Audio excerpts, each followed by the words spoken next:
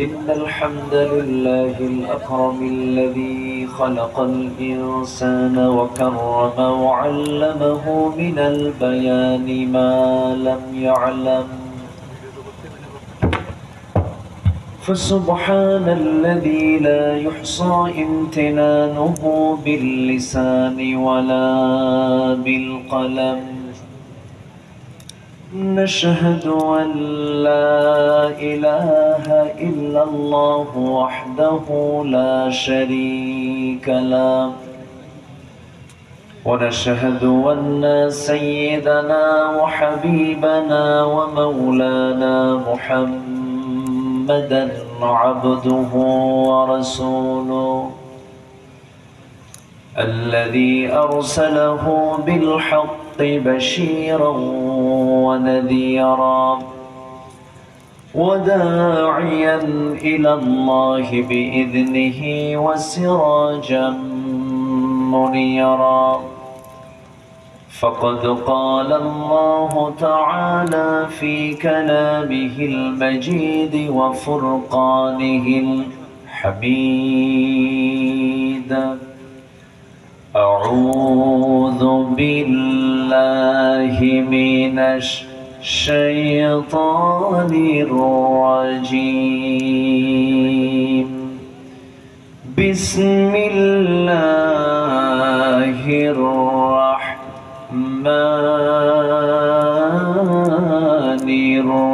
الرحيم. إن الله وملائكته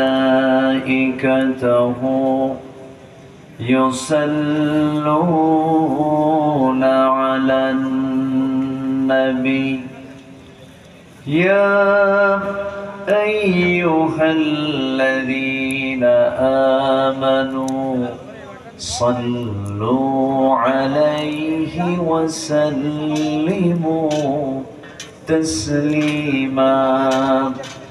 اللهم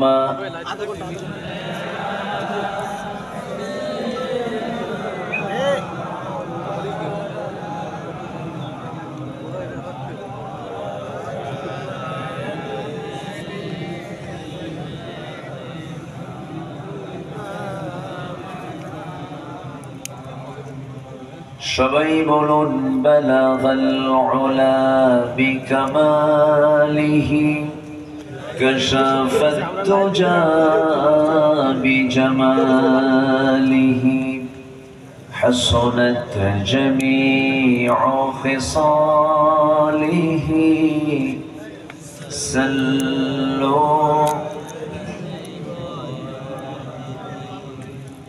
سراج الملة تمهي فخر دو عالم دلبار مولاه شريف الأنبياء نسخا كل أديان دهره بلغ العلا بكماله كشف التجا بجماله حسنت جميع خصاله سلوا আমি কোরআনের সুর মাঝে শুনেছি যে নাম, আজানের সুর মাঝেও শুনেছি সে নাম। ও নাম শুনেছি আমি আমার হৃদয়। হে রাসূল নবীজি তোমায়, হে রাসূল নবীজি তোমায়। সবাই বলি সাল্লাল্লাহু আলাইহি ওয়াসাল্লাম।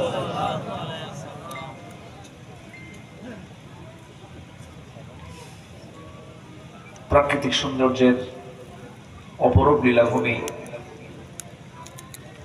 বিশ্বের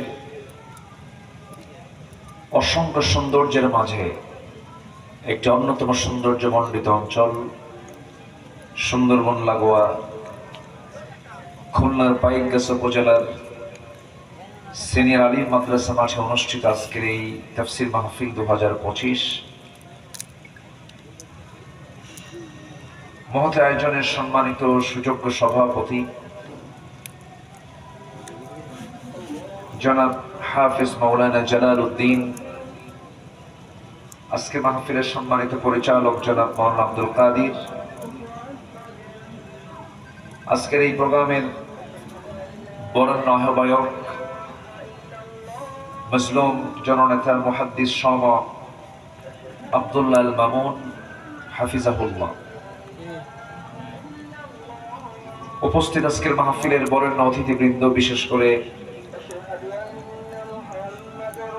আজকের মাহফিলের যিনি বরেণ্য অতিথি খুলনা 6 নির্বাচনী আসনের মাননীয় সংসদ সদস্য পদপ্রার্থী, দক্ষিণ এশিয়ার বৃহত্তম ইসলামী সংগঠন বাংলাদেশ জামাত ইসলামীর কেন্দ্রীয় মজলিসে শুরার সদস্য মাওলানা আবুল কালাম আজাদ সাহেব, উপস্থিত হাজারাত উলামায়ে কেরাম, ফদলায়ে ইসলাম, সুশীল সমাজ, জাতির শ্রেষ্ঠ সন্তান শিক্ষক মণ্ডলী, জাতির বিবেক সাংবাদিক বৃন্দ, সামনে উপস্থিত দূরে কাছের বিভিন্ন স্থান থেকে ছুটে আসা কালেমার ঝান্ডাবাহী, তাওহীদের পতাকাবাহী, দ্বীন ইসলামের নরসারদুল বীর মুজাহিদ, প্রাণ প্রিয় সম্মানিত দ্বীনী ভাইরা, আড়ালে বসে আছেন শ্রদ্ধেয়া সম্মানিতা মা বোনেরা, আলোচনার সূচনায় আনুষ্ঠানিকতার মধ্য দিয়ে আমার পক্ষ থেকে আবারও দিল খোলা সালাম, আসসালামু আলাইকুম ওয়া রাহমাতুল্লাহি ওয়া বারাকাতুহু। সবাই কেমন আছেন বলুন? ও আমাকে প্রশ্ন করলেন, আল্লাহ তাআলা আমাকে আপনার মতোই তো রেখেছেন, আলহামদুলিল্লাহ আপনার সাথেই আছি, যেহেতু আল্লাহ আপনার মতোই রেখেছেন। একটু মেজর, একটু অসুস্থ, একটা ছোট্ট একটা অস্ত্রোপচার হয়েছে দেহে, তাছাড়া আপনি ভালো আছেন আলহামদুলিল্লাহ। তো যাই হোক, এর মাঝেও আপনাদের এই চাঁদ মাখা মুখ আল্লাহ তাআলা আমাকে দেখার সুযোগ করে দিয়েছেন, শুকরিয়া আদায় করছি, বলছি আলহামদুলিল্লাহ, জোরে বলছি আলহামদুলিল্লাহ। আজান হলো, আমরা আলোচনার শেষে এখানে জামাতে নামাজ পড়ব, জোরে বলি ইনশাআল্লাহ। সবচেয়ে লম্বা টাইম থাকে যে সালাতের, সেই সালাতের নাম কি বলুন? এবছর 22 বছর পর, 18 বছর পরে বাংলাদেশের সবচেয়ে বড় যে মাহফিল, রজব আলী ময়দান, প্যারেড ময়দানের যে মাহফিলটা, এটা 18 বছর ফেরেশতারা বন্ধ রাখছিল। তো এই ফেরেশতারা বিদায় নিছে, এরপরে এই প্রথম 18 বছর পর প্যারেড ময়দানের মাহফিলটা চালু হলো। আল্লাহ তাআলা আমার মতো এই নগণ্য গোলামকে দিয়ে প্যারেড ময়দানের 5 দিনের তাফসীর মাহফিলের আমাকে দিয়ে শুরু হয়েছে, আলহামদুলিল্লাহ। আমি একদিন ছিলাম, তো সেখানে আল্লামা সাইদ রাহিমাহুল্লাহর একটা সিস্টেমই ছিল, মাহফিল শেষ, এরপরে সালাতুল ইশা। এটা ওনার ম্যাক্সিমাম মাহফিলের বৈশিষ্ট্য এটা ছিল যে উনি মাগরিবের একটু পরে উঠতেন,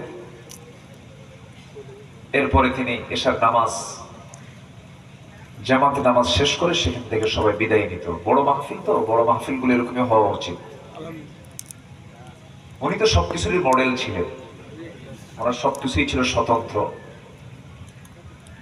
মাহফিলে পোস্টারে আমাকে টাইম দেওয়া হয়েছে 7টায়, আমি 7টার আগে না, আমি মাগরিবের আগেই চলে আসছি, আসরের পরপরই চলে আসছি।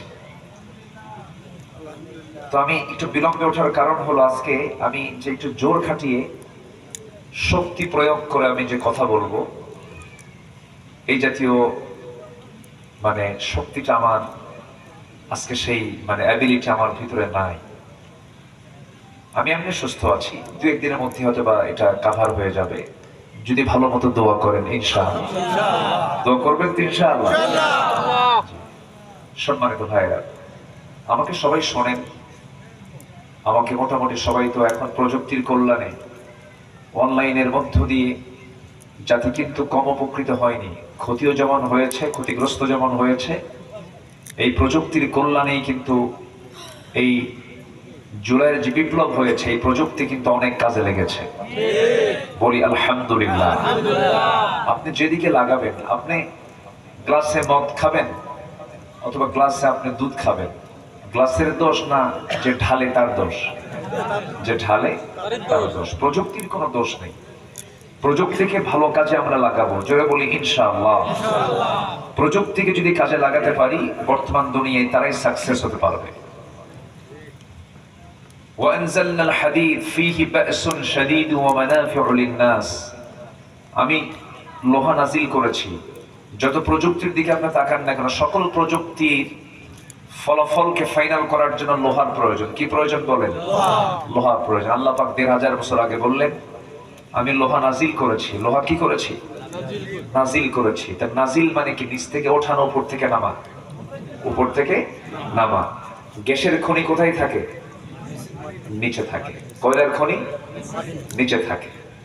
সিলেটে গ্যাসের খনি, দিনাজপুরে কয়লার খনি, এরকম করে তেলের খনি নিচে থাকে, স্বর্ণের খনি নিচে থাকে। কিন্তু আল্লাহ তাআলা লোহাটা, এটা একটা পদার্থ, আল্লাহ পাক এটাকে পাঠালেন। ওয়ানজালনা, আল্লাহ পাক নাজিল করলেন। বলেন তো এটা কি সহজ কোন তথ্য না অনেক জটিল তথ্য? বলেন তো, মানে সহজ তথ্য না অনেক জটিল তথ্য? অনেক জটিল তথ্য। আল্লাহ রাব্বুল আলামিন বলেন, ওয়ানজালনাল হাদীদ ফীহি বা'সুন শাদীদুন ওয়া মানাফি'ু লিন-নাস। আমি লোহা নাজিল করেছি, যার মধ্যে রেখে দিয়েছি বা'সুন শাদীদুন, প্রচন্ড শক্তি। এই যে রাফাল মেরে দিল পাকিস্তান থেকে, সবকিছুর মধ্যে লোহার খেলা আছে না নাই? বলেন আছে। আমার নবী যে তরবারি ব্যবহার করেছেন, তার মধ্যে লোহা আছে না নাই? বলেন। আপনি ধান কেটে আনবেন, কি দরকার বলেন? কাছে কি দিয়ে বানায়? আপনার জামাটা ছিঁড়ে গেছে, জামাটা সেলাই দিবেন, কি লাগে? সুই। সুইটা কি দিয়ে বানায়? লোহা দিয়ে বানায়। এই লোহা আল্লাহ রাব্বুল আলামিন নাযিল করলেন। বিএসআরএম, কেএসআরএম কোন কোম্পানি লোহা বানায় না, লোহাটাকে প্রসেস করে। কিন্তু সেই লোহাটা আসমান থেকে নাজিল করেছেন তিনি আমার কে? আল্লাহ নাজিল করেছেন। কারণ লোহা বানানোর জন্য যে শক্তি দরকার, যে তাপমাত্রা দরকার, সে তাপমাত্রা দুনিয়াতে নাই। সূর্যের আভ্যন্তরীণ তাপমাত্রা হলো 15 মিলিয়ন ডিগ্রি সেলসিয়াস, আর লোহা বানাতে তাপমাত্রা লাগবে হচ্ছে 5 বিলিয়ন ডিগ্রি সেলসিয়াস। সুবহানাল্লাহ বলবেন না? আমরা কয় ডিগ্রিতে আছি আমরা এখন? ধরেন 35-36 এরকম থাকতে পারে। সেখানে 5 বিলিয়ন, যেটা সূর্যের আভ্যন্তরীণ তাপমাত্রাও নাই। তাহলে লোহা তৈরিতে 5 বিলিয়ন তাপমাত্রার প্রয়োজন। তাহলে এই লোহাটা আল্লাহ পাক কেমনে নাজিল করলেন? বিজ্ঞান গবেষণা করে বলছে, মহাশূন্যের মাঝে কোন সুপারনোভার মহা বিস্ফোরণের মধ্য দিয়ে আল্লাহ তাআলা সেখান থেকে মহাশূন্য থেকে লোহাটা পৃথিবীবাসীর কল্যাণের জন্য নাজিল করেছেন। জোরে বলি সুবহানাল্লাহ। বিজ্ঞান আজকে এটা তথ্য দিল না কোরআন থেকে নকল করলো? বলেন তো, কোরআন থেকে নকল করলো? কোরআন তো অনেক আগেই বলে দিয়েছে। তো যেই প্রযুক্তির আজকে ইউজ হচ্ছে, তথ্য প্রযুক্তির এই যুগে, মুসলমান পিছিয়ে থাকবে না এগিয়ে থাকবে? বলেন পিছিয়ে না এগিয়ে থাকবে? কিন্তু আদৌ মুসলমান এগিয়ে আছে না পিছিয়ে আছে? পিছিয়ে আছে। আমার নবীজির সুন্নাহটা ইহুদিরা দখল করেছে। নবীর ঘরে কোনো ফার্নিচার ছিল না, নবীর ঘরে ছিল হলো ঝুলন্ত তরবারি, ঝুলন্ত বর্ষা, লৌহ বর্ম। আমার নবীজির দিন কাটতে হলো ঘোড়ার পিঠে, রাত কাটতে হলো জায়নামাজে। সুবহানাল্লাহ বলবেন না? আমরা শুধু সারা জীবন ওয়াজ শুনেছি, মিষ্টি খাওয়া সুন্নাহ, মিসওয়াক করা সুন্নাহ, কিন্তু আমার নবীজির গোটা শরীর মাথা থেকে পা পর্যন্ত প্রত্যেকটা জায়গায় ক্ষত বিক্ষতের চিহ্ন আছে না নাই? এটা কি দুর্বল সুন্নাহ? এটা কি দুর্বল সুন্নাহ? আমার নবীজি কোমর সোজা করে খাড়া হতে পারেননি খন্দকের পর থেকে নিয়ে। খন্দকের দিন একটা না 4 দিন যখন তিনি কোদাল মারলেন, ওই যে কোমর কুঁজো হয়ে গেছে, আমার নবীজি কোমর কুঁজো নিয়েই কবরে চলে গেছে।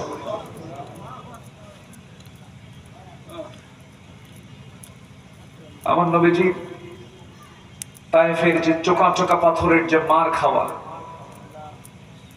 আম্মা জান আয়েশা বলেন, ইয়া রাসূলুল্লাহ, এই দাগগুলো কোথায় ছিল কি জানো? তায়েফের মানুষ আমাকে পাগল বলে মারছে, পাগল পাগল মনে করে মারছে। এই দাগগুলো। আমার নবীজি যখন মারা যান তখন তার মুখে 32 দাঁত ছিল, সামনের 2টা দাঁত ছিল না। যদি দিন কায়েমের জন্য যে নবীর নখের ইশারায় আকাশের চাঁদ দুভাগ হয়, যে নবী মা আমিনার ঘরে একাকী শুয়ে আছেন, মা আমিনা তার সামনে গেলে কাঁদেন, স্বামীর কথা মনে হয়, তাকে সময় দেওয়ার কেউ নাই, যে নবীর জন্য আকাশের চাঁদ, আমার নবীজি ডান দিকে হাত নেন, আকাশের চাঁদ ডান দিকে চলে যায়। আমার নবীজি বাম হাতটা ডান দিকে নেন, চাঁদ ডান দিকে যায়। আমার নবীজি 2 হাত নিচের দিকে নিয়ে আসেন, আকাশের চাঁদটা আমার নবীর কাছাকাছি চলে আসে। মহান রব্বুল আলামিন যার জন্য আকাশের চাঁদ খেলনা বানায় দিতে পারেন, যে নবী যে রাস্তায় দিনের বেলা দিনের আলোতে হাঁটতে গেলে নবীজির গায়ে যেন কষ্টের সূর্যের তাপ যেন না লাগে, আকাশে একখণ্ড মেঘ যে আল্লাহ তাআলা তার মাথার উপরে দিয়ে রাখতেন। এত বড় সম্মান মর্যাদার অধিকারী মানুষ যিনি, সে রাসূলকে যদি দিন কায়েমের জন্য যদি 2টা দাঁত হারাতে হয়, কোমর যদি হারাতে হয়, দেশ যদি ছাড়তে হয়, হিজরত যদি করতে হয়, হামলা মামলার যদি শিকার হতে হয়, জেল জুলুম নির্যাতন যদি সইতে হয়, নবীর চোখের সামনে যদি মুরগি রানের মতো 2 টুকরা করে যদি শহীদ করে দেওয়া হয় সাহাবে কেরামকে, সে বিশ্ব নবীর দেহ থেকে যদি রক্ত ঝরাতে হয় দিন কায়েমের জন্য, আমরা আমাদের বাপ দাদাদেরকে 71 আন্দোলন করতে দেখেছি, তারা সংগ্রাম করেছেন, দেশকে স্বাধীন করেছেন। আমাদের সন্তানরা 24 জুলাই আন্দোলনে ফ্যাসিবাদকে উৎখাত করে নতুন ভাবে তারা স্বাধীন হয়েছে, একটি বিপ্লব তারা এনেছে। আমাদের আর একটা বার জাগতে হবে, রক্ত ঝরানোর মানসিকতা নিয়ে আর একটা বার আমরা জেগে উঠতে চাই। নতুন বাংলাদেশ গর্ব আমরা কোরআন দিয়ে, কোরআন নিয়ে আমরা রাষ্ট্র করতে চাই। সবাইকে রাজি আছেন? রাজি আছেন কারা কারা? হাত উঁচু করে দেখান মুসলমান।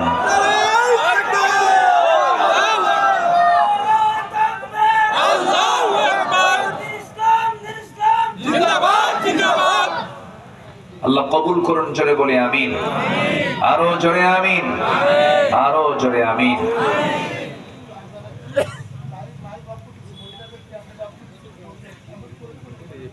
না, আপনি দিয়ে দেন, কোনো সমস্যা নাই। না না, মাইক চলবে, সব দিকেই চলবে, কোনো প্রবলেম নাই, মানুষ, কোনো সমস্যা নাই। আলহামদুলিল্লাহ। জি, যারা সমালোচক তারা সমালোচনা করবেই, সমালোচনার শেষ নাই। নামাজের সময় গান বাজনা চলে না? চলে চলে চলেছে তো। চলে কিনা বলে? চলে, সবকিছুই তো চলে। হ্যাঁ, আমরা কোরআনের কথা বলছি, সমস্যা নেই। আল্লাহ পাক সবকিছু, আল্লাহ পাক সবাইকে সহজ মনে করার তৌফিক দান করুন। আমিন। মায়ের আলোচনা থেকে বঞ্চিত হবে কেন, তাই না? অবশ্যই। শোনক না সম্মানিত ভাইয়েরা, আমি খুব বেশি কথা বলতে পারবো না, আমি আমার ফুল ভলিউমটা দিতে পারতেছি না, এই জন্যই সমস্যা। জি, কষ্ট পাচ্ছেন নাকি আপনারা? আমি এই পাইকগাছাতে আজ থেকে প্রথম এসেছি, আমি ভিলেজ পাইকগাছা, আমি আজ থেকে এসেছি আরো 19 বছর আগে। আমার মনে নাই কোথায় আসছিলাম, আসছিলাম, যাই হোক। জি, আল্লাহ পাক আমাকে আবারও এই জায়গায় আসার তৌফিক দিয়েছেন, বলি আলহামদুলিল্লাহ। আমার আগে সিনিয়র নায়েবে আমির মহোদয় উনি শর্ট যে একটা ব্রিফ দিয়েছেন, ওয়াজ আর লাগে না, একদম 2 মিনিটে তিনি কভার করে দিয়েছেন, বেশি কিছু লাগে না ভাই। আমরা তো সব দেখা শেষ করলাম, কেউ 25 বছর, কেউ 9 বছর, কেউ 16 বছর। বৃহৎ 3টা দল এই দেশ শাসন করেছে। তারা কি হিন্দু? তারা কি বৌদ্ধ? তারা কি খ্রিস্টান? তারা কি মুসলমান? যদি আমি বলি তুই তো মুসলমান না, এটা কি মানবে? মানবে না। তাহলে কেউ 9 বছর, কেউ 25 বছর, কেউ 16 বছর দেশ চালালো। তাদের ধর্মের নাম ইসলাম, তাদের ধর্মীয় গ্রন্থের নাম ইসলাম। একটু বলবেন তো যে ওই 3টা দল, বৃহৎ 4টা দলের মধ্যে 3টা দল কিন্তু দেশ শাসন করেছে। এই 3টা দল কি এই কোরআনের একটা আইন, একটা ছোট্ট একটা আইন কি তারা পাশ করতে পেরেছে? আজ কিসের ভয়ে? আল্লাহর ভয়ে। একজন বলছে আল্লাহর ভয়ে। বলেন কার ভয়ে? আল্লাহর ভয়ে না বান্দার ভয়ে? বান্দার ভয়ে। একজন বলতো দিল্লি বাঁচাবে, ঠিক ঠিক। আবার আরেকজন চায় পশ্চিমার দিকে। এই তো বিভিন্ন অপশক্তি অথবা পরাশক্তি, এগুলোর ভয়ে তারা সাহস পান নাই। এটাই মূল কারণ। বোঝে না তা না, আমাদের চাইতে অনেক বুদ্ধিজীবী এমন আছে যারা ওই সমস্ত দলটল করে ইসলাম, কিন্তু তারা কোনো অংশে কম বোঝে না, সব বোঝে। আবু জেহেল যদি বোঝে, ওরা বোঝে না? আজ থেকে বোঝে কিনা বলেন? আবু জেহেলও বুঝতো। আজকের সমাজে আবু জেহেল সেজে থাকে কিছু নাস্তিক চক্র আছে না নাই? চিন্তা করেন, 2000 সন্তান জীবন দিল, সেই বিপ্লবী সরকারের কাছে এসে প্রস্তাব দেয় যে নারীদেরকে, যারা যৌন কর্মী তাদেরকে শ্রমিকের অধিকার দেওয়া হোক। যৌন কর্ম একটা শ্রমিকের কাজ, শ্রম, এদেরকে মূল্যায়ন করা হোক। এবং তারা বলতেছে উন্মুক্ত গর্ভপাতের সুযোগ দেওয়া হোক। যে যুবকে আসুক না কেন জেনা করে যাবে, সন্তান গর্ভপাতের উন্মুক্ত আইন করা হোক। পুরুষের বিরুদ্ধে বলা হচ্ছে পুরুষের ক্ষমতা ভেঙ্গে করো সমতা।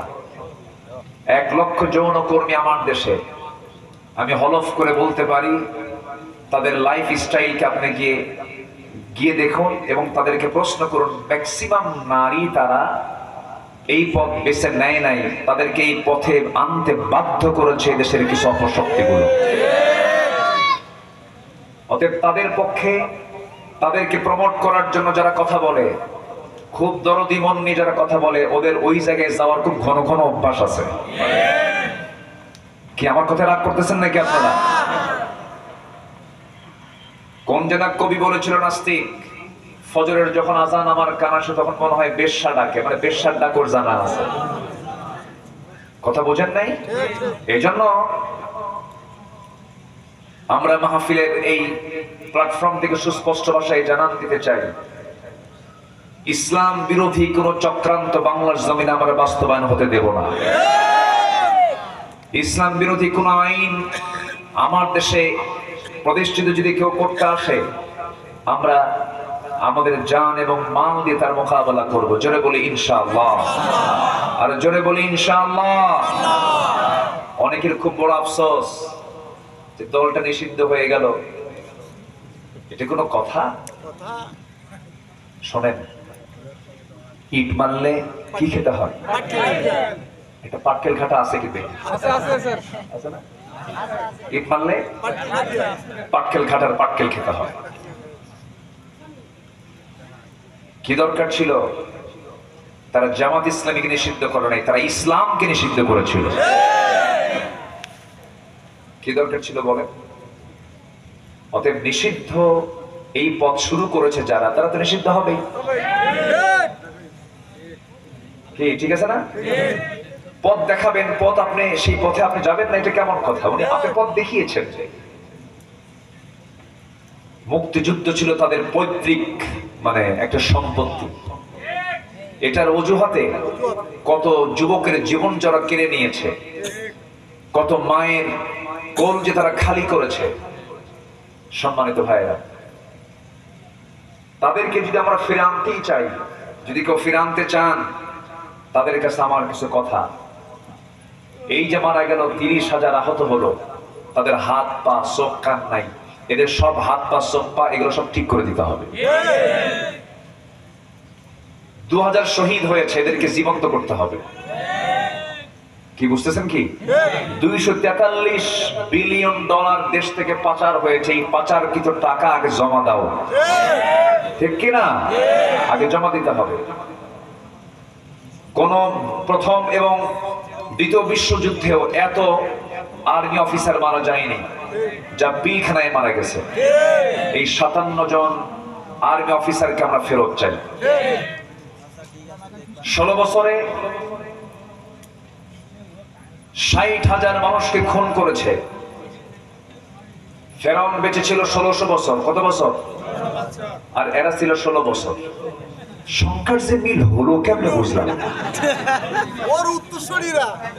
সংখ্যার মিল হওয়ার কারণ আছে জানেন? ফেরাউনের যে খাসরত এর কিছু তার মধ্যে ছিল, নমরুদেরও কিছু আছে, আবু জেহেলের কিছু আছে। সবগুলো থেকে কিছু কিছু নিয়ে আল্লাহ এই লোকটার বানাইছে। এত দুষ্ট, কাকে ধরে নাই? রাস্তার ফকির পর্যন্ত মামলার শিকার হয়েছে। তারা ফকিরের কাছ থেকে চাঁদাবাজি করছে। আব্দুল্লাহপুরে এক ফকিরের নেতা ছিল, পরিচিত, হাত নাই পা নাই, আমার খুব ভক্ত। বললাম যে কেমন আছেন? ভাই ভালো নাই, যা কামাই করে এখান থেকে চাঁদা নেয় কে? এখানকার স্থানীয় লীগের চাঁদা নেয়। ওরা ফকিরের থেকেও চাঁদা নেওয়া বাদ দেয়নি, ওরা সন্ত্রাসী করেছে। চিন্তা করা যায়, আল্লামা সাইদির নাম শুনলে আব্দুর রহমান সুদাইসে কামদেন। আমি নিজের চোখে দেখেছি। গোটা পৃথিবীর মুসলিম উম্মাহ একটা বড় সম্পদ হারিয়েছে। শুধু তিনি দেশের সম্পদ ছিলেন না, এই লোকটাকে দিল্লির ইঙ্গিতে হত্যা করা হয়েছে। সকল হত্যার আগে তাফসীর মাহফিলের প্ল্যাটফর্ম থেকে সুস্পষ্ট ভাষায় জানান দিতে চাই, আল্লামা সাইদির হত্যার বিচার সবার আগে হতে হবে। সবাইকে রাজি আছেন? রাজি আছেন? কারা কারা হাত উঁচু করে দেখান মুসলমান।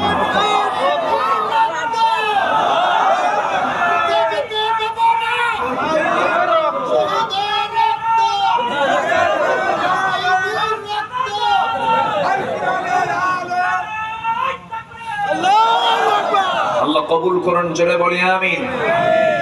তাহলে নবীর দেহ থেকে যদি রক্ত ঝরাতে হয় দিন কায়েমের জন্য, আমরা কি সেই সুন্নতকে মানবো না? জোরে বলি ইনশাআল্লাহ। আর জোরে বলি ইনশাআল্লাহ। এই জন্য বদ আমল দরকার না নেক আমল দরকার? নেক আমল। একটু নেক আমল করে যাই আমরা। শ্রেষ্ঠ নেক আমল হলো আল্লাহর দিন জমিনে কায়েমের সংগ্রামে নিজেকে শামিল করা। এটা কায়েম হলে পরে সব চলে আসবে। এই যে রাস্তা দিয়ে আসছেন, গাড়ি চালায় আসছেন, ডান দিক দিয়ে না বাম দিক দিয়ে? বলেন বলেন বলেন। ইসলাম কায়েম হলে কোন দিক দিয়ে আসতেন? আপনি হাজার বড় পীর হন, পারবেন আপনি? ডান দিকে আসতে পারবেন? মামলা খাবেন উল্টা, ট্রাফিক মামলা খাবো, রং সাইড আসো কেন? তা আল্লাহকে মানতে গেলে তখন কি খেতে হবে? এখন বলেন, মামলা খেতে হবে। কি খেতে হবে? আর আল্লাহর আইন কায়েম হলে পরে তখন আপনার ডান সাইড আসবেন, আপনাকে কেউ বাধা দেবে না। আপনি সুদ খাবেন না, সুদ খেতেই হবে। ইসলাম কায়েম হলে পরে সুদ খাওয়ার কোনো সুযোগ নাই। আপনি গুনাহ করবেন না, চোখের গুনাহ করতেই হবে। মহিলা কোন জায়গায় নাই? ডানে মহিলা, বামে মহিলা, সামনে মহিলা, পিছনে মহিলা। বিগত 16 বছর তো প্রধানমন্ত্রী, বিরোধী দলীয় নেতা, স্পিকার, শিক্ষা যা আছে সব মহিলা। তাকাবেন না, আপনি সব দিকে তাকাতে হবে। কিন্তু ইসলাম কায়েম হলে গুনাহ করার কোনো সুযোগ থাকবে না। তাহলে ইসলাম কায়েম হয়ে গেলে তখন ইসলামটাকে মানা যাবে আংশিক না পুরোপুরি? আমরা কি এখন পুরোপুরি মানতে পারতেছি? পুরোপুরি মানতে পারতেছি না। এটা হলো 1 নাম্বার কাজ নেক আমলে। আল্লাহ রাব্বুল আলামিন বলেন, মান আমিলা সালিহান من ذكر أو أنثى وهو مؤمن فلنحيينه حياة طيبة ولنجزينهم أجرهم بأحسن ما كانوا يعملون جنبنا الله أكبر سورة النحل آيات نمبر 97 কত 97 সূরাতুন নাহাল নাহাল মানে হলো মৌমাছি আমরা মাছি হব না মৌমাছি হব মৌমাছি হব মাছি এক জায়গায় বসে না সব জায়গায় বসে ভালো মন্দ সব জায়গায় যেটা যেটা খায় ওটা তো বসে যেটা ছাড়ে ওটা তো বসে এটা মাছির চরিত্র আর মৌমাছির চরিত্র কি ভালো বসে কোথায় ফুলে বসে ও কি পচা জায়গায় বসে বসে না মুসলমান কি মাছি হবে না মৌমাছি হবে মৌমাছি হবে মুসলমান মৌমাছির চরিত্র নিয়ে থাকবে আলু দু প্রকার একটা হলো মিষ্টি আলু একটা মিষ্টি আলু আছে না এলাকায় কি বলে জি জি মিষ্টি আলু মোমালু মোমালু জি জি হ্যাঁ মোমালু কয় না দুইটা বলে মোমালু আরেকটা হচ্ছে গোল আলু কি আলু গোল আলু হচ্ছে ওটা এমন কোন জায়গা নাই চলে না ভর্তা থেকে শুরু করে চপ থেকে শুরু করে গোশে আলু আলুতে গোশ এই এলাকায় কি খায় গোশে আলু না আলুতে গোশ বলেন কোনটা গোশে আলু আবার উত্তরবঙ্গে গেলে পরে আলুতে গোশ মানে আলুর ঠেলায় গোশত নাই আলুর ঠেলায় গোশত নাই তাহলে এই এলাকায় গোশে আলু আর উত্তরবঙ্গে আলুতে গোশ ওইদিকে আলু লম্বা আর এদিকে গোশত লম্বা মানে আপনারা মোটামুটি ফাঁকি দেন না বলি আলহামদুলিল্লাহ ভালো তো এই গোল আলুটা সব জায়গায় চলে গোশতে মাছে তারপরে ভাজিতে সব জায়গায় চলে মানে ও চলে না এমন দেখেন না 16 বছর একই নেতা মাহফিলে চলে যাত্রায় চলে নাটকে চলে সিনেমায় চলে দেখছেন কিনা বলেন দেখছেন কিনা ওরা কি কেউ আছে এখন না এগুলো সব মুনাফিক এগুলো কি সব বলেন আরো যে এগুলো সব কি বলেন মুনাফিক আল্লাহ রাব্বুল আলামিন মুনাফিককে চেনার জন্য সূরা মুনাফিকুন দিয়েছেন কাফিরকে চেনার জন্য সূরা কাফিরুন দিয়েছেন আবার মুমিনকে চেনার জন্য সূরা মুমিনুন দিয়েছেন আমরা কাফেরের দিকে যেতে চাই না মুনাফিকের দিকে যেতে চাই না নেক আমল হওয়ার জন্য নেক আমল করার জন্য মুমিনদের আমরা কিছু গুণ নেব নেক আমল করব নেক আমল করলে কি হবে মান আমিলা সালিহাম মিন যাকারিন আও উনসা ওয়া হুয়া মুমিনুন ফালানুহাইয়ান্নাহু হায়াতান তাইয়্যিবাহ যদি কোনো বান্দা নেক আমল করে হোক সে পুরুষ অথবা নারী আল্লাহ পাক নারীকে বাদ দেন নাই পুরুষের জন্য জান্নাত মনে হয় বড় হবে মেয়েদের জন্য জান্নাত ছোট হবে এরকম নাকি জান্নাত সবার জন্য কি বলেন বলেন বলেন সবার জন্য কি সমান হয়তো বলবেন হুজুর সবার জন্য সবার জন্য সমান হলো কিন্তু বাপের সম্পত্তি ছেলে পায় 2 বিঘা মেয়ে পায় 1 বিঘা এখানে অসমান কেন এগুলো তো নারী বাইদের প্রশ্ন বুঝেন নাই এগুলো জবাব আছে সময় তো কম ওরা বোঝে না পুরুষের আয় আছে ব্যয় আছে কিন্তু মহিলার কোন আয় আছে কিন্তু ব্যয় নাই তাহলে মূলত লাভটা কার বলেন বলেন বলেন বলেন সম্পত্তি থেকে যায় কার আর ক্ষয় হয় কার বলেন বলেন বলেন মেয়েদের কোনো ব্যয় নাই সকল ব্যয়ের দায়িত্ব আল্লাহ পাক দিয়েছেন নারীর কাঁধে না পুরুষের কাঁধে এরপরও মেয়েরা কয় কোনো দায়িত্ব দেয়নি আমাদের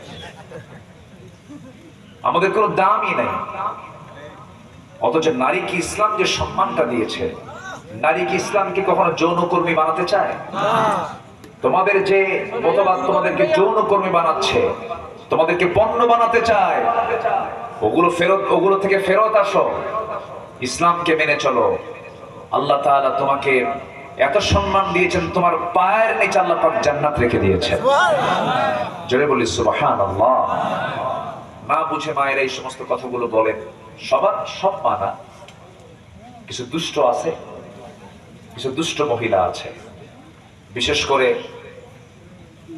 প্রাইম মিনিস্টার সাবেক প্রাইম মিনিস্টার একটা কথা আমার মনে পড়ে বোরকার বিরুদ্ধে উনি একটা কথা বলেছিলেন এই কেমন পোশাক কি বোরকা এটা চলন্ত টেন্ট এটা তাবু বোরকাকে তাবুর সঙ্গে তুলনা করছে বাজে কথা বহু বলেছে, শুধু ওই পথ থাকার কারণে মানুষ মুখটা খোলে নাই, হয়তো বলে নাই। এমন কোন আকাম কুকাম নাই যে কাজের সঙ্গে তারা জড়িত ছিল না, সকল কিছু তারা করে ফেলেছে। কিন্তু নেক আমল যদি করত, আজকে মামু বাড়ি দিল্লি গিয়ে থাকা লাগতো না।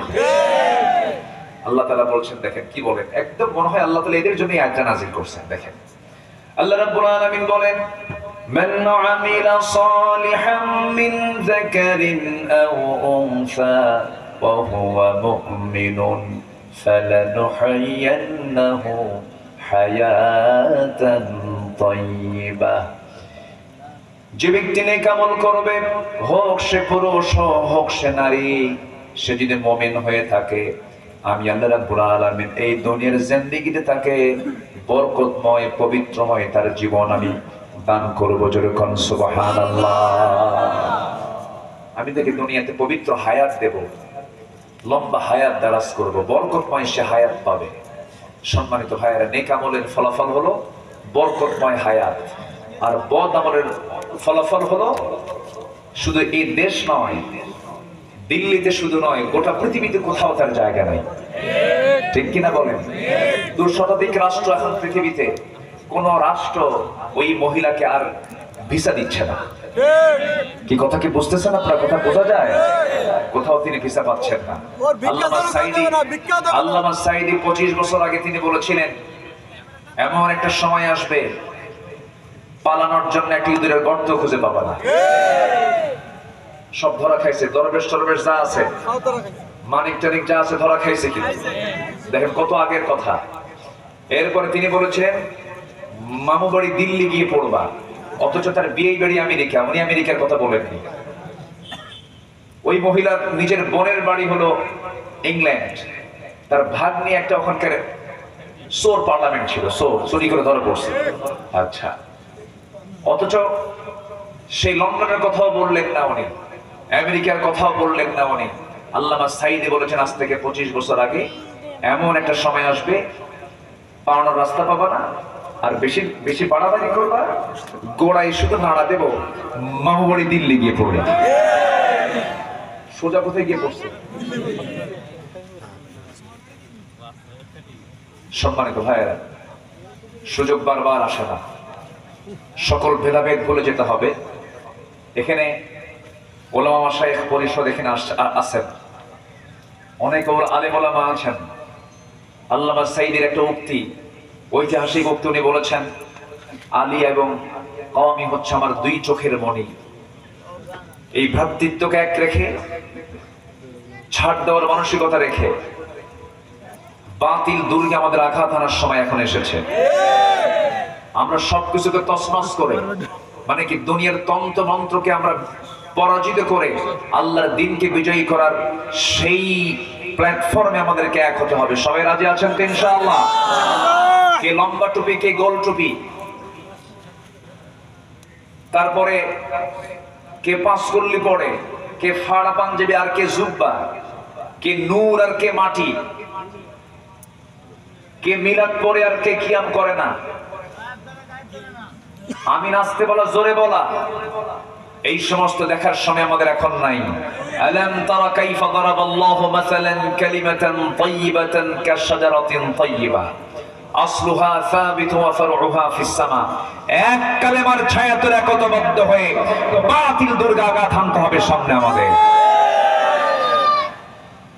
কিন্তু এর জন্য বড় অস্ত্র হলো নেক আমলের দরকার আছে না নাই? আছে। ওজনে কম দেওয়া যাবে না, মিথ্যা কথা বলা যাবে না, জবরখড়ি করা যাবে না, ফরজ কোনো হুকুম লঙ্ঘন করা যাবে না। সুন্দর করে ফরজ হুকুমগুলোকে মেনে চলতে হবে। সবাই একদিন দুনিয়া থেকে বিদায় নিয়ে নেব, কিন্তু বুকটা বড়, মাঝে মাঝে হৃদয়ে ক্ষত হয়, মাঝে মাঝে কিছু কিছু বিষয় দেখলে পরে 20 কোটি মুসলমানের দেশ কিন্তু নামাজ পড়ে মাত্র 5%। এই পায়ে গেছে কি আপনি মাথায় নেন, আপনার প্রতিবেশীর দিকে তাকায় দেখেন নামাজ নাই, নামাজের কোনো খবর নাই, নামাজ পড়ে না। 100-তে 5 জন নামাজ পড়ে। জুমার দিনেও যদি আপনি পরিসংখ্যান নিতে যান, সেদিন 6 থেকে 7% মানুষ নামাজ পড়ে। এখানে যারা বসে আছেন কোরআন সহি করে পড়তে পারেন কয়জন? হাত তো বেশি উঠবে না। আমি যতটুকু কাউন্ট করে দেখেছি গোটা দেশের ভিতরে 20 কোটি মুসলমান, সেই দেশে মাত্র 40 থেকে 35 লক্ষ মানুষ কোরআনটাকে সহি করে পড়তে পারে। হজ সবার জন্য ফরজ নয়, হজ ফরজ সবার জন্য নয়। রোজা ফরজ সবার জন্য ফরজ নয়, যাকাত ফরজ গরিবের জন্য ফরজ নয়, এরপরে নামাজ ফরজ পাগলের জন্য ফরজ নয়, কিন্তু কোরআন শেখাটা সবার জন্য কি বলেন? জোরে কোন, আরো জোরে বলেন। সেই ফরজ শিক্ষা 54 বছরে কেউ দিতে পারেনি। আমরা ইসলামী শিক্ষা চাই বাংলার জমিনে সবার আগে।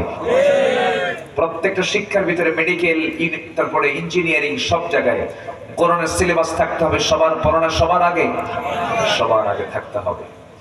এমন সুন্দর একটি বাংলাদেশ গড়ার জন্য আমাকে আপনাকে প্রস্তুত হতে হবে। সবার আগে নিজের চরিত্রকে গঠন করার চেষ্টা করতে হবে। সবাইকে নামাজ পড়তে রাজি আছেন? কয় ওয়াক্ত নামাজ বলেন? আসতে বলবেন না, কয় ওয়াক্ত নামাজ? 5 ওয়াক্ত নামাজ। আল্লাহ রাব্বুল আলামিন নেক আমলের কিছু গুণ তুলে ধরেছেন। আল্লাহ রাব্বুল আলামিন বলেন, قد أفلح المؤمنون الذين هم في صلاتهم خاشعون والذين هم عن اللغو معرضون والذين هم للزكاة فاعلون والذين هم لفروجهم حافظون। মুমিনরা সফল হলো 7টা কাজে। নাম্বার 1 হলো যারা নামাজটা অত্যন্ত খুশুর সঙ্গে আদায় করবে। 1 নাম্বার, এটা কয় নাম্বার বলেন? 1 নাম্বার নেক আমল হলো কি বলেন? নামাজ। নাম্বার 2 হলো যারা বেহুদা কথা মুখ থেকে বের করবে না। খেলা হবে, এগুলো কি ভালো কথা না বেহুদা কথা? অফার দিয়া ও নিজেই নাই। এই 8 মাস যাবত যে জাতি কত যে বঞ্চিত হলো, বুঝলেন? এই লোকটার কথাগুলো শুনলে অন্তত মানসিকগুলো একটু হলেও মনে স্যাটিসফ্যাকশন থাকতো, যে আনন্দ পাচ্ছি, একটু বিনোদনটা পেত। এই বিনোদন থেকে আমরা মাহরুম হয়ে গেছি। হ্যাঁ, মাঝে মাঝে কিছু হলেই এমন কিছু কিছু কথা বলতে মনে হচ্ছে যেটা মানে একটা ভালো একজন পপুলার টিকটকার। হ্যাঁ, টিকটকার করেছে একজন,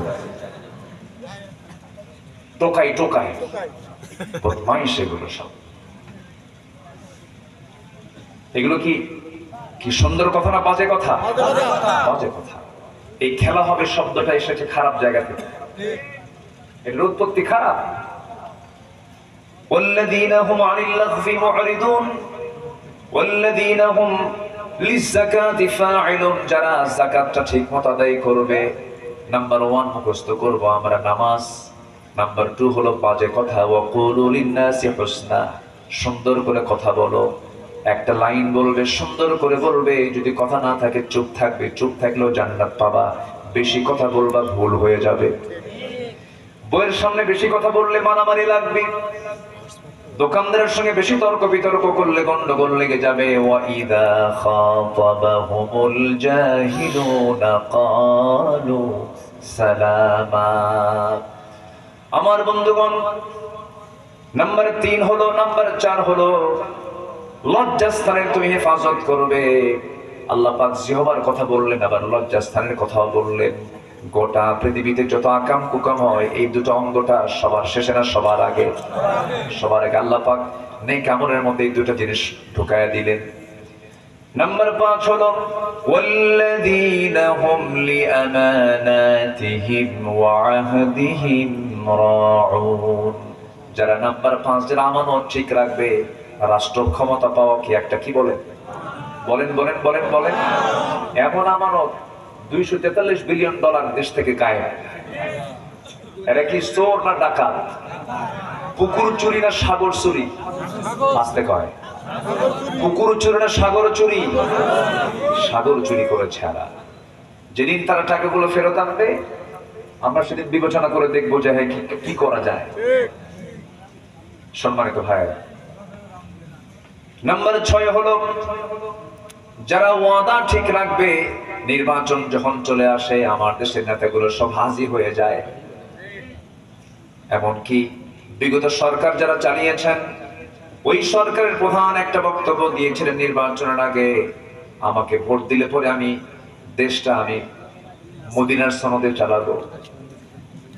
কিসের সনদে? এর কথাটা শয়তানও বিশ্বাস করবে না। কত বড় মিথ্যুক, কত বড় ধোঁকাবাজ। দলটা হলো অন-ইসলামী, আর বলতেছে আমি কিসের সনদে চালাবো? মদিনার সনদে। মানে এত বড় মানে বাজে কথা বলা লোক পৃথিবীতে খুব কম আছে, এত বড় ডাহা মিথ্যা কথা বলে। সম্মানিত ভাইয়েরা, যারা ওয়াদা ঠিক রাখবে, যারা আমানত ঠিক রাখবে। 6টা চলে গেল। নাম্বার 7 হলো যারা নামাজের ব্যাপারে যারা যত্নশীল হবে। রাজুলুন কলবুহু মুআল্লাকুন বিল মাসাজিদ, যারা দিলটা সর্বক্ষণ মসজিদের সঙ্গে লটকানো থাকবে, আমি আল্লাহ রাব্বুল আলামিন আমি নিজেই তাকে আরশ আজিমের ছায়ায় জায়গা দিয়ে দেব। 5 ওয়াক্ত নামাজ পড়বেন কারা কারা একটু হাত তুলে দেখান দেখি। জোরে বলি ইয়া আল্লাহ, আর জোরে বলি ইয়া আল্লাহ। আমাদেরকে 5 ওয়াক্ত সালাত আদায় করার তৌফিক তুমি আল্লাহ দিয়া দাও। জোরে বলি ইয়া আল্লাহ। আমাদেরকে তোমার দল, ইসলামী দল করার তৌফিক তুমি আল্লাহ দিয়ে দাও। ইয়া আল্লাহ, আমার পরিবারের সকল সদস্যকে পর্দায় থাকা তৌফিক তুমি আল্লাহ দিয়ে দাও। ইয়া আল্লাহ, যুব সমাজকে সকল প্রকার মাদক নেশা থেকে বাঁচার তৌফিক তুমি আল্লাহ দিয়ে দাও। ইয়া আল্লাহ, আমাদেরকে সকল প্রকার কবিরা গুনাহ থেকে বেঁচে থাকা তৌফিক তুমি আল্লাহ দিয়ে দাও। সম্মানিত ভাইয়েরা, আল্লাহ যেন আমাদের এই আকাঙ্ক্ষাকে কবুল করেন। জোরে বলি আমিন। আমি আজকে সবার কাছ থেকে ছুটি চাচ্ছি। ছুটি মানে কি? এখানে উত্তর হচ্ছে আবার আমি আসবো একদিন। আমি এই ওয়াদাটা করে যাচ্ছি। আমি একটা বক্তৃতার যে একটা মানে শক্তি, বক্তৃতার যে একটা পাওয়ার, এই পাওয়ারটা আমি আজকে প্রয়োগ করতে পারলাম না। জি, তো আমি শুধু আপনাদের এই চাঁদ মাথা মুখটা আল্লাহ পাক যেন আমাকে দেখান, এই নিয়তে আমি আজকে আসছি, কথা বলবো। এমন শরীর আমার ছিল না, আজকে শরীর নাই, আমি পারতেছি না। যতটুকু আমরা বলেছি শুনেছি, আল্লাহ যেন আমাদেরকে আমল করার তৌফিক দান করেন। জোরে বলি আল্লাহুম্মা আমিন। এত সুন্দর লেখা, লেখাটা কার? আপনার? মানুষ তো সুন্দর, মাশাআল্লাহ। এই সুন্দর মানুষকে ক্রস ফায়ার আসামি বানায়া প্রায় 1 যুগ এলাকায় আসতে পারে নাই। এরকম কত কি করেছে তারা। যে তামার আব্দুল্লাহ আল মামুন ভাই, তিনি একটু আমাকে বলেছেন সবার কাছে যদি একটু চাদর যায়, খুব অল্প সময় ডেটটা দেওয়া হয়েছে, যদি কিছু আপনার কাছে যায় ব্যাগ নিয়ে মাহফিল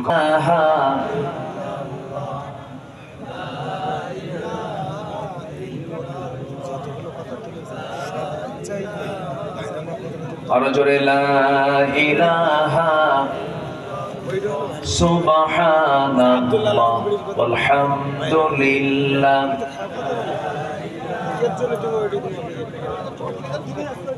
আরো জোরে লা ইলাহা। আচ্ছা, এরপরে খুলনা থেকে একটি সুস্থ সংস্কৃতির ধারা, একটি বিশাল বড় একটি ঐতিহাসিক সংগঠন টাইফুন শিল্পী গোষ্ঠী, ইতিমধ্যে তারা রেডি হয়ে আছে। তারা সুন্দর কিছু সঙ্গীত তারা উপহার দেবে। সবাই থাকবেন। আমরা শেষে নামাজ পড়ে এখান থেকে বিদায় নেব। জোরে বলি ইনশাআল্লাহ। একটু বসেন সবাই, জিকির করি লা ইলাহা।